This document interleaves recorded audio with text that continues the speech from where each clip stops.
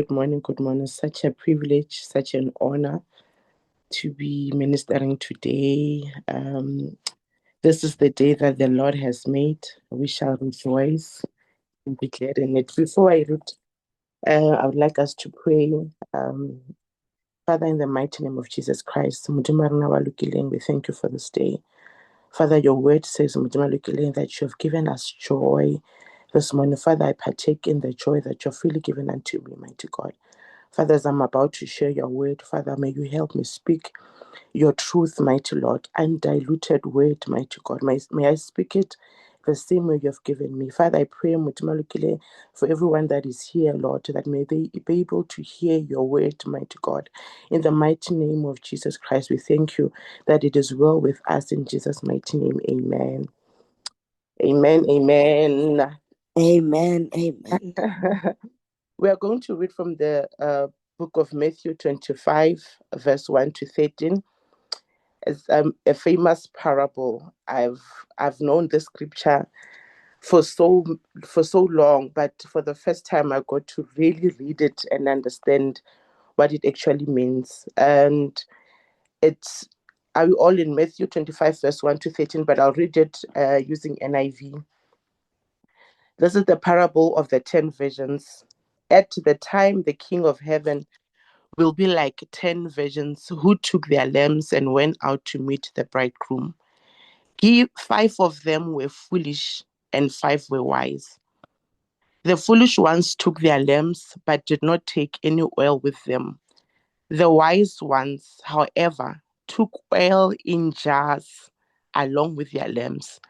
The bridegroom was a long time in coming, and they all became drowsy and fell asleep. At midnight, the cry rang out, "Here's the bridegroom, come out to meet him." Then all the virgins woke up and trimmed their lamps. The foolish ones said to the wise, "Give us some of your oil, our lamps are going out."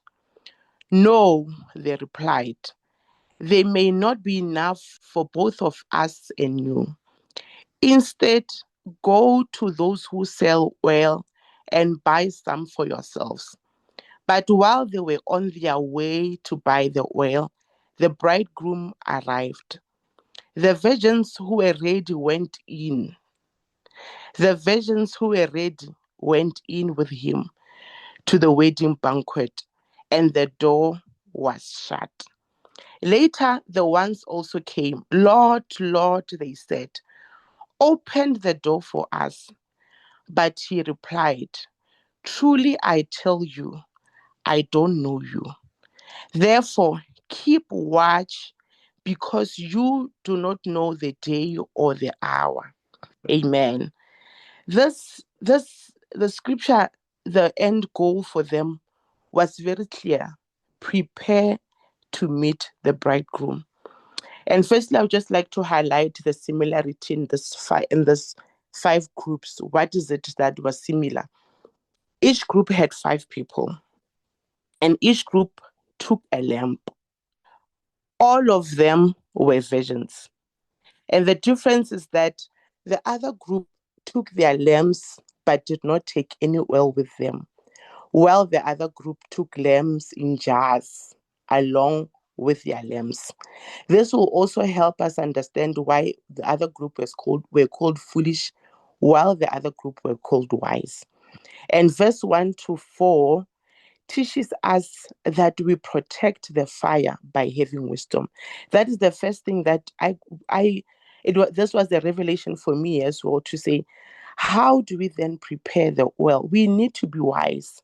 The wise virgins were not only called wise, it was because they had wisdom.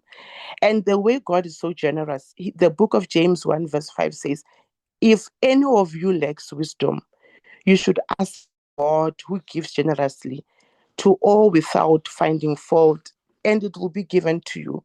And as I was reading this, I was like, so there's no excuse for me not to be wise, because the scripture says we should also go to God and ask for wisdom for us to be able to protect the lamp. So in this case, both groups were virgins. Only meaning that they have never been touched by any man. They were pure, they did not commit any sin. But yet, we have a group that is called the foolish virgins, meaning that for me, it also says that being pure alone is not enough. For example, being married does not automatically make someone a wise spouse.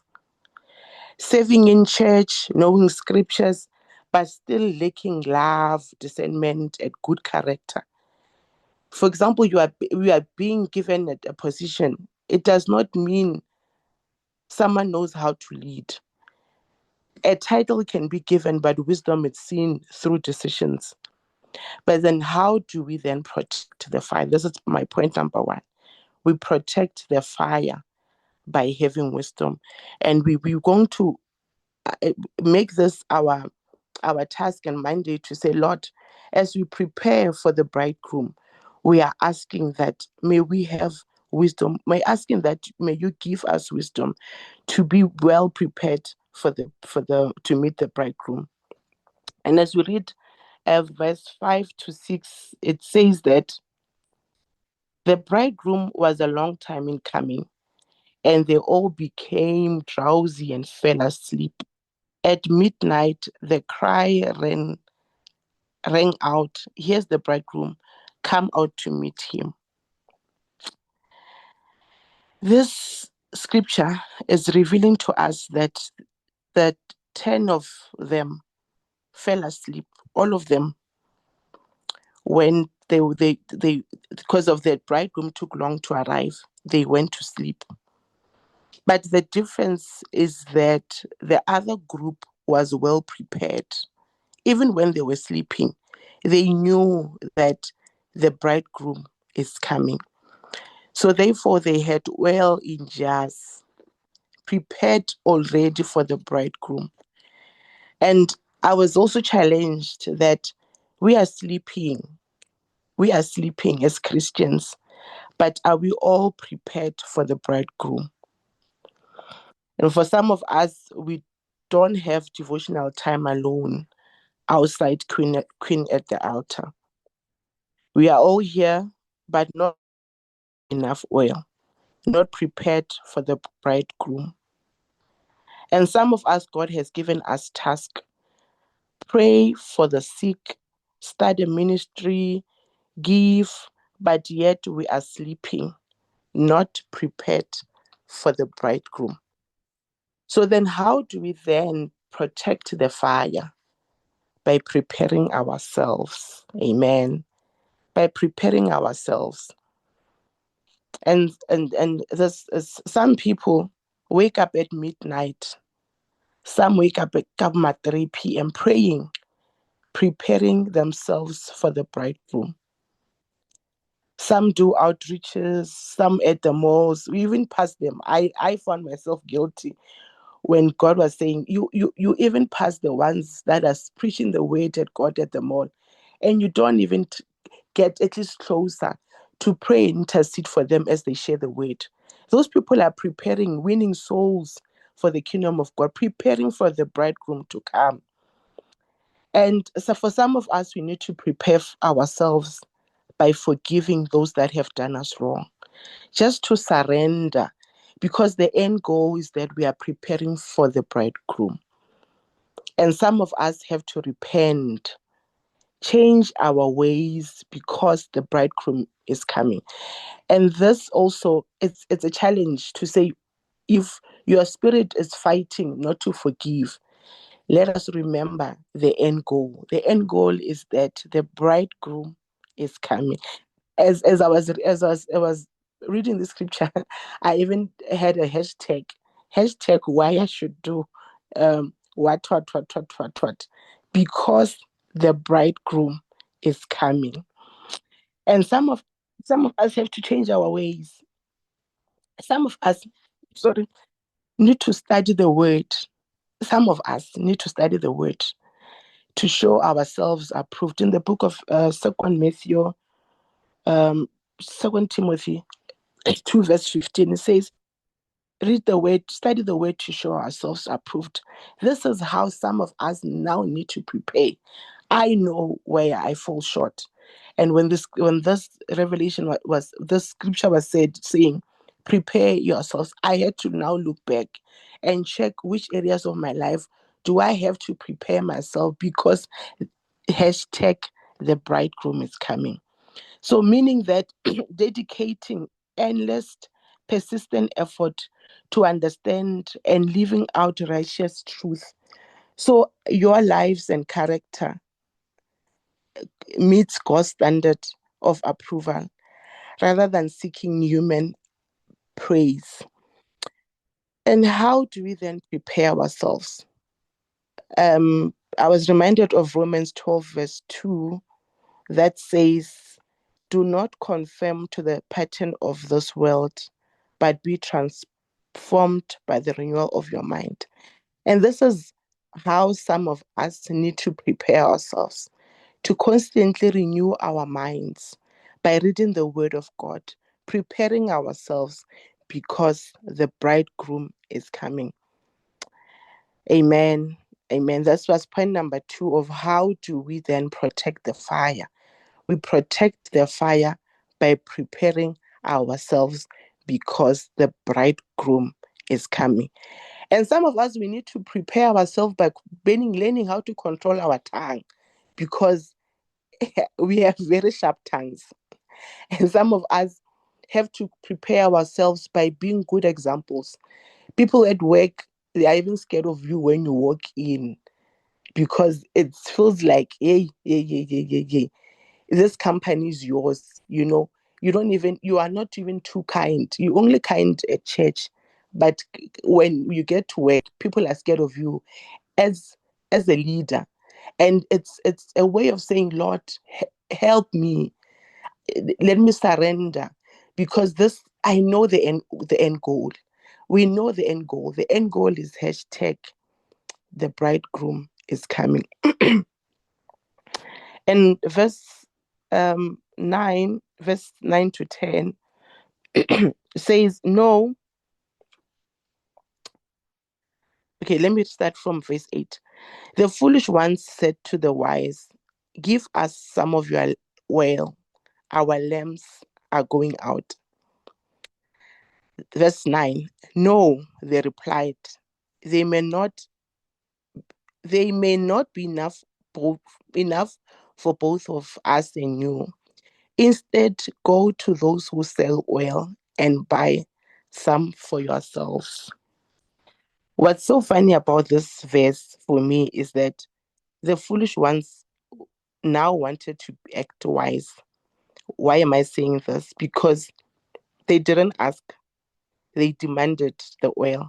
Give us some of your oil, give us, shows entitlement. But the 5 wise virgins knew when to say no.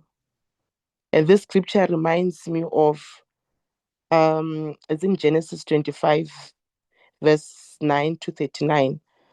The story about 2 brothers, Jacob and Esau, when Esau was selling his birthright because he was hungry. That time, Jacob only said, sell your birthright as of this day. He also didn't ask.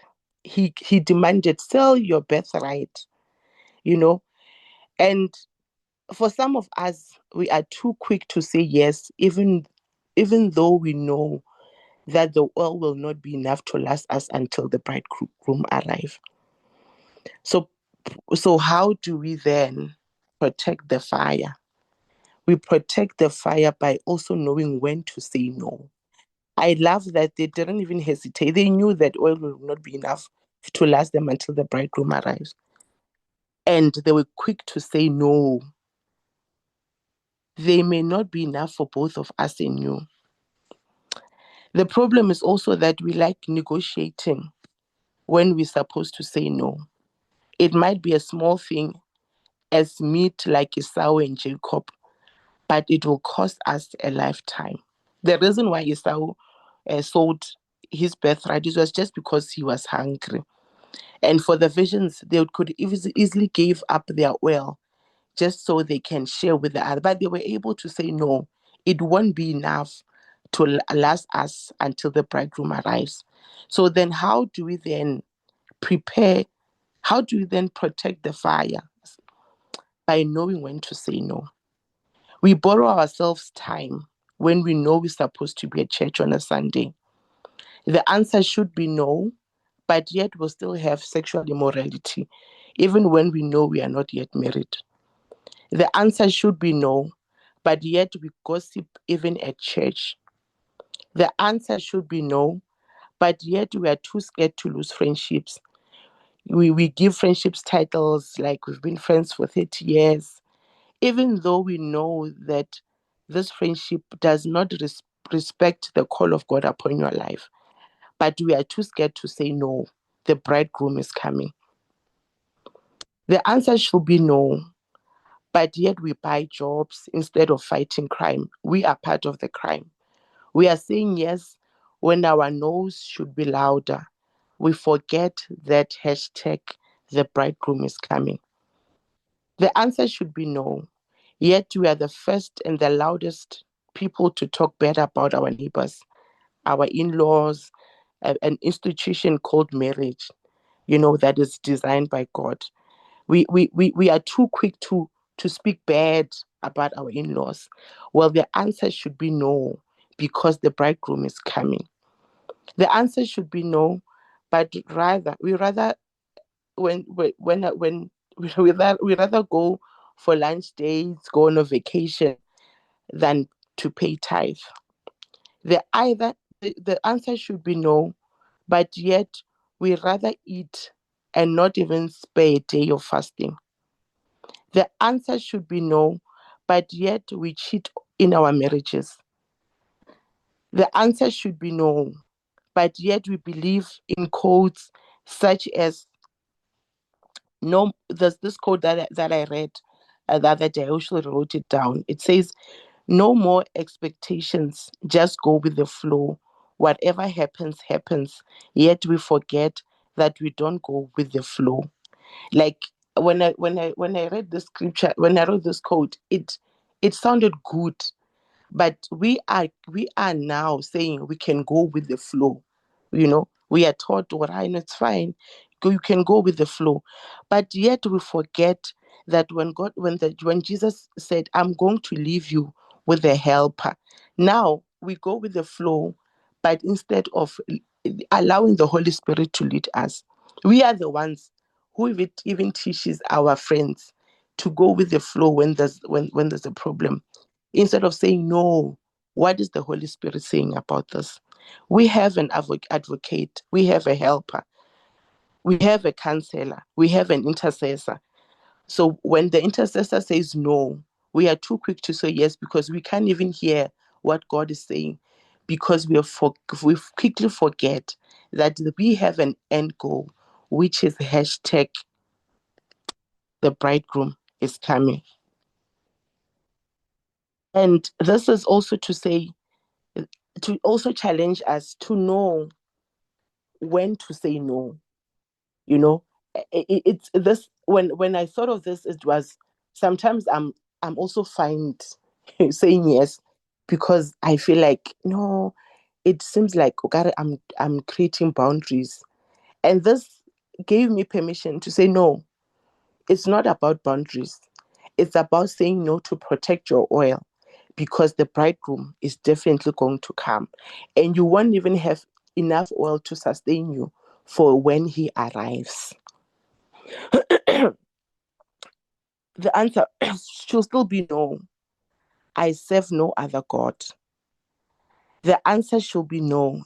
As for me, I shall honor my mother and father so that I may live longer. The answer should be no. I fear the Lord.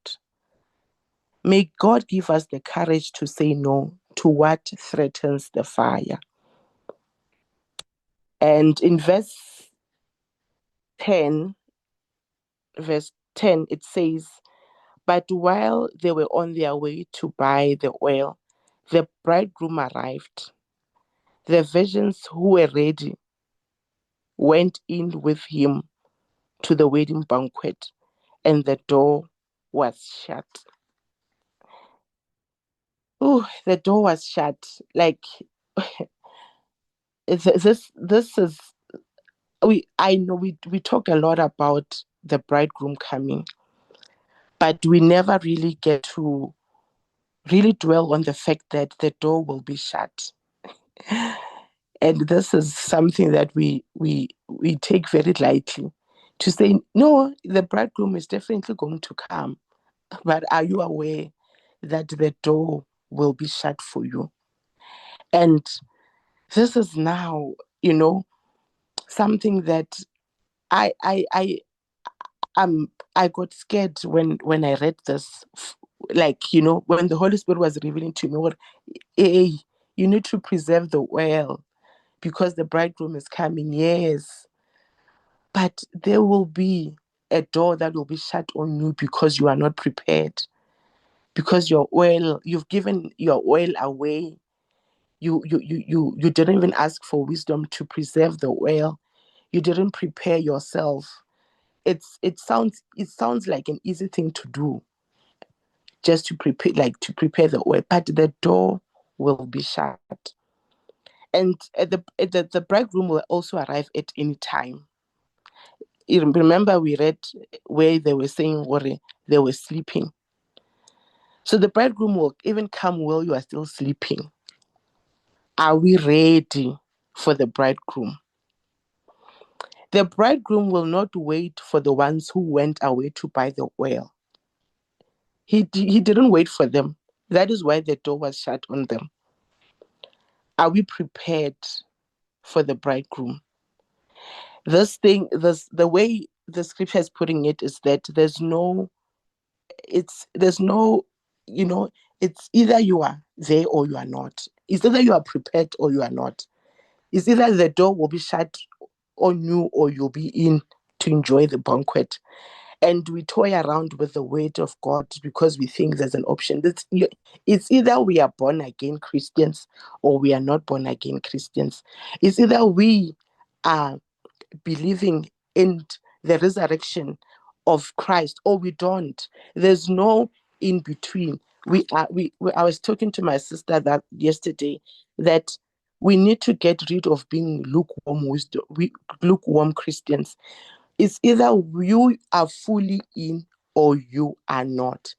So it's either you are going to enjoy with the bridegroom or the door will be shut on you. And this is like something that really scared me. Hey, Refilo, stop it. Decide.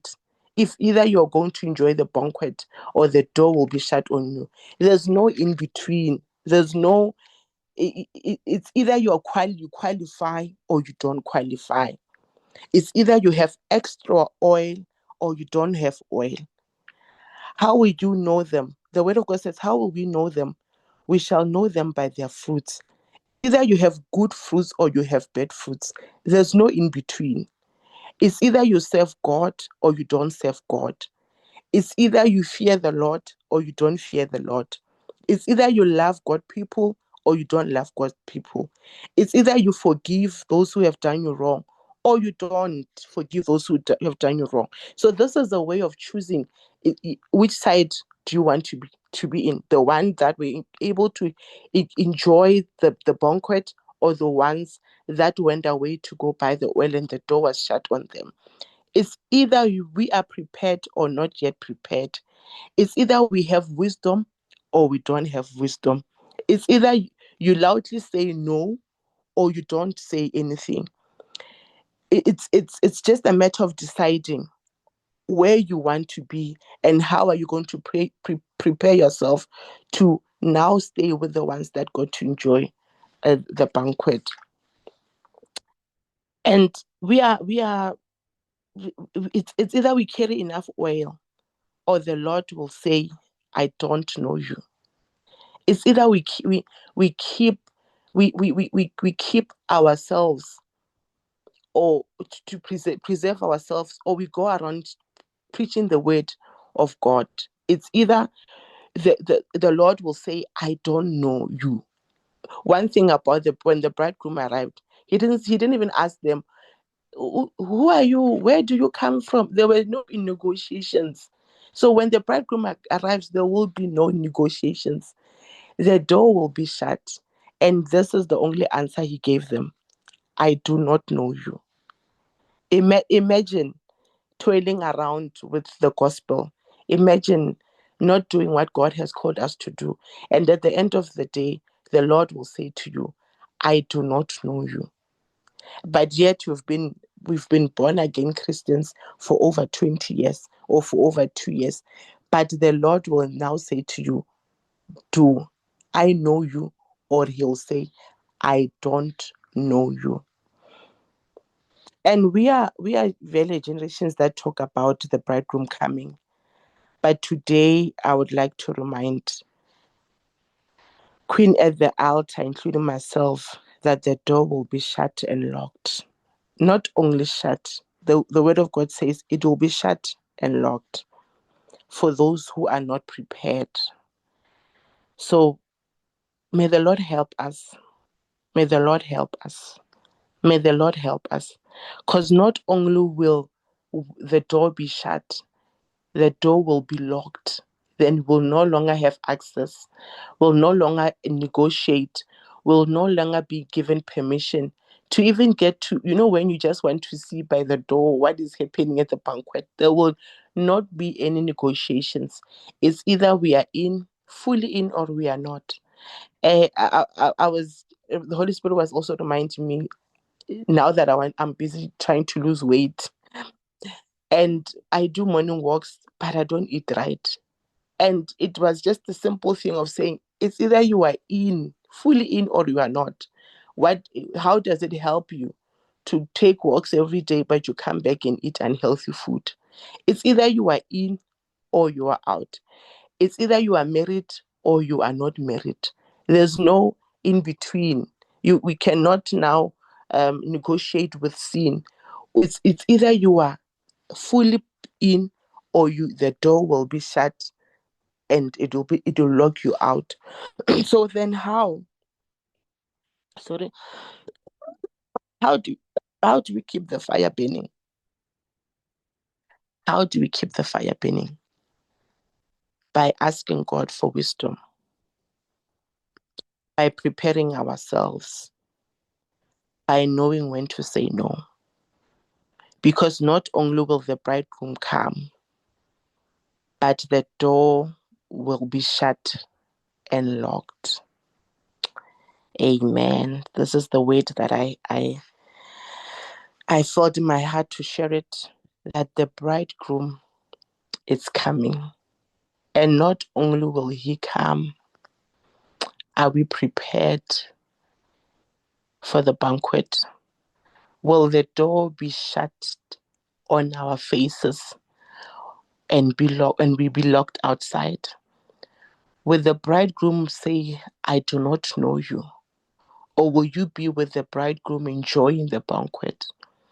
I pray that may the Lord help us, that we don't toil around anymore with this word of God. This for me was also challenging to say, Lord, I surrender because I don't think I'm fully in. I think I still have time. I think I can get away with a lot of things. But will I be the one when one day the Lord will be saying, this is a parable, but the day will come when you'll enjoy the banquet or the door will be shut and you'll be locked outside. Amen.